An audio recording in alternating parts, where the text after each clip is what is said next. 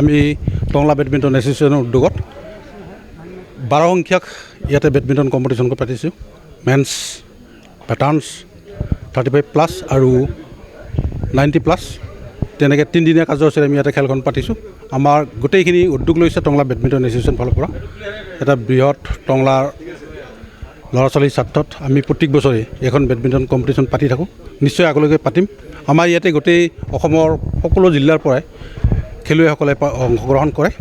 যোৱাকালি আমাৰ আণ্ডাৰ 14 খেলসমূহ হৈ গৈছে। তাতে মোটামুটি 46টা খেলুৱৈয়ে অংশগ্ৰহণ কৰিছিল। অতি সুন্দৰ পদক্ষেপ বুলি আমি ভাবোঁ। আমাৰ উদ্দেশ্য হ'ল কি, টংলাৰ পৰা যাতে আমি এজন সুদক্ষ খেলুৱৈ আমি উলিয়াব পাৰোঁ, সেয়া আমাৰ মেইন লক্ষ্য।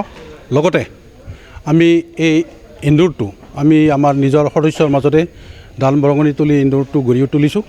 যথেষ্ট আমাৰ অসুবিধা হৈছে সেইটো ক্ষেত্ৰত। তথাপিও আমি চৰকাৰৰ ফালৰ পৰা আমি অনুৰোধ জনাইছোঁ, আমাক ইতিমধ্যে আমাৰ বিধানসভাৰ অধ্যক্ষ বিশ্বজিৎ দৈমাৰীদেৱে আমাক ইনডোৰ এটা দিম বুলি আশ্বাস দি থৈছে। ষ্টেডিয়াম, ইনডোৰ ষ্টেডিয়াম দিম বুলি আমাক আশ্বাস দিছে। গতিকে আমি ভাবোঁ তেখেতে অতি সোনকালে আমাৰ এই অভিযোগবিলাক পূৰণ কৰিব বুলি আশা ৰাখিছোঁ।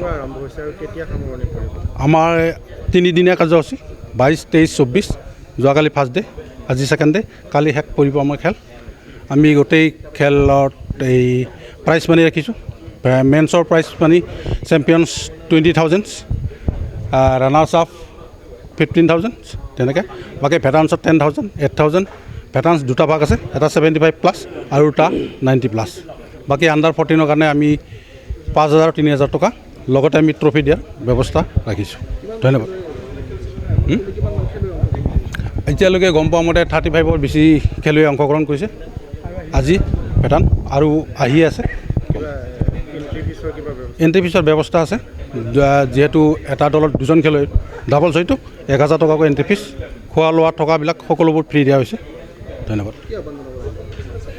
আমি আহ্বান জনাইছোঁ কি চৰকাৰক, আমি ৰাইজক, সকলো ৰাইজক আহ্বান জনাইছোঁ, আমাক এই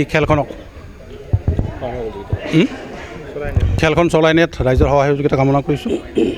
ধন্যবাদ।